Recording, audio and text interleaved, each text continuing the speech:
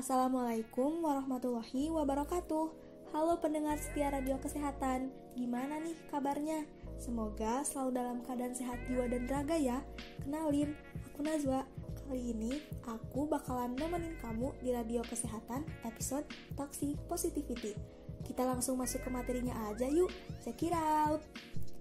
Sebagai seorang manusia yang sempurna, kamu pasti memiliki emosi. Emosi yang dimiliki manusia ini beragam. Ada emosi senang, sedih, kecewa, marah, haru, dan lain-lain. Emosi-emosi tersebut akan muncul ketika kamu mengalami sesuatu. Normalnya, kamu akan senang kalau mendapatkan kabar bahagia, dan akan sedih, bahkan sampai menangis kalau mendapatkan kabar buruk. Tetapi, sebagian keadaan dan sebagian orang ada yang membuat diri kamu terpaksa untuk tetap berada di keadaan positif. Keadaan menutupi emosi lain dengan hanya menampilkan emosi positif inilah yang dinamakan dengan toxic positivity. Sebelum lebih dalam membahas tentang toxic positivity, ada baiknya kamu mengenal terlebih dahulu nih, apa sih toxic positivity itu?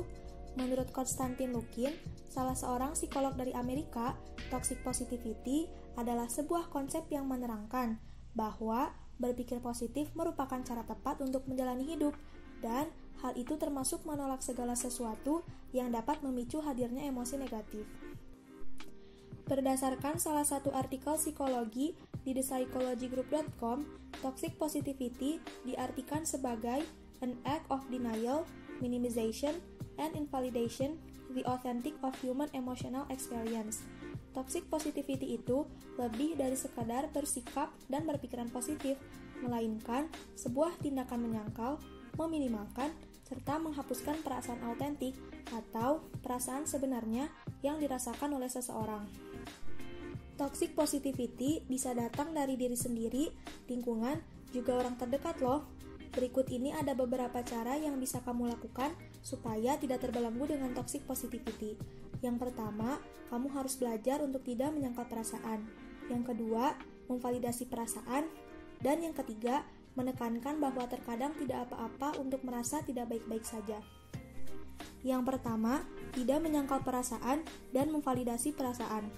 Seperti yang telah dibahas di bagian awal, manusia memiliki banyak emosi. Kamu harus mengenal macam-macam emosi terlebih dahulu sebelum bisa merasakannya. Ketika kamu mendapatkan kabar buruk, kamu harus belajar menerima emosi yang hadir, seperti sedih, marah, juga kecewa. Begitupun sebaliknya. Penting sekali untuk belajar dan mengenali perasaan kamu sendiri, karena apapun yang kamu rasakan itu benar, tidak ada luapan emosi yang salah. Yang kedua, it's okay not to be okay. Tidak ada yang sempurna, sama halnya dengan keadaan kamu. Jadi, terkadang tidak apa-apa untuk merasa tidak baik-baik saja. Yang patut diingat adalah, tidak selamanya kamu berdiam di satu fase, karena roda kehidupan terus berputar. Selain cara untuk diri sendiri supaya tidak terbelenggu dengan toxic positivity, aku juga akan memberikan tips agar kamu terhindar menjadi sosok sumber toxic positivity. Siapa di antara kamu di sini yang sering dijadikan tempat curhat oleh teman?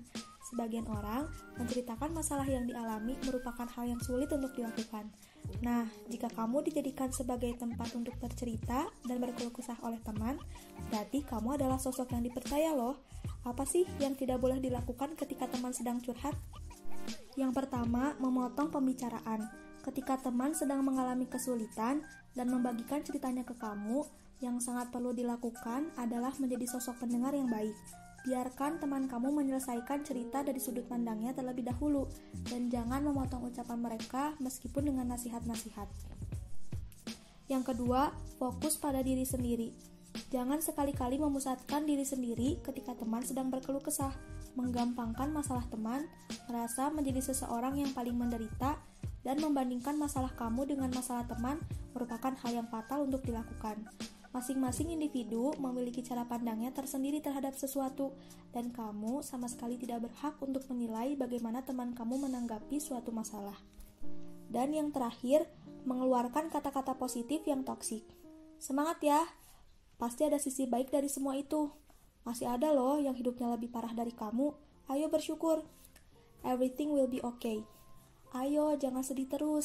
Besok pasti akan lebih baik lagi kok. Meskipun kata-kata tadi merupakan kata-kata bermakna positif, tapi akan membuat pendengarnya merasa buruk dan membuat mereka menutupi emosi negatif yang dimiliki.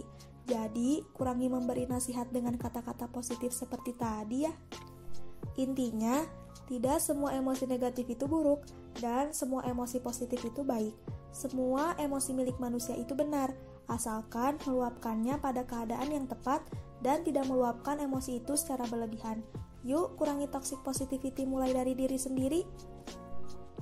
Nah, itu tadi materi tentang toxic positivity. Kalau gitu, mulai sekarang kamu gak perlu takut lagi tuh untuk kenapa-kenapa. Karena jadi sedih itu bukan berarti kamu lemah. Jadi kesal itu bukan berarti kamu mudah tersinggung. Jadi marah itu bukan berarti kamu orang yang negatif. Itu hanya bentuk ekspresi dari perasaan kamu sendiri. Sedikit reminder, setiap orang punya gayanya masing-masing loh. Oke deh, kita udah ada di penghujung video nih. Terima kasih banyak buat kamu yang udah nonton sampai habis. Sampai ketemu minggu depan. Assalamualaikum warahmatullahi wabarakatuh.